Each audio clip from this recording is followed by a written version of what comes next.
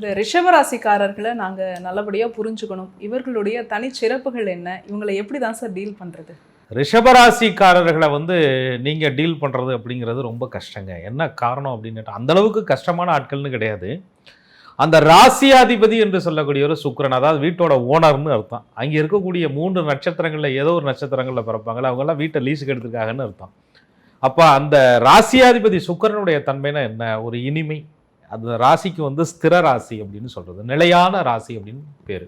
Steady mind, அவசரம் பிடிக்காது, ஆர்ப்பாட்டம் பிடிக்காது.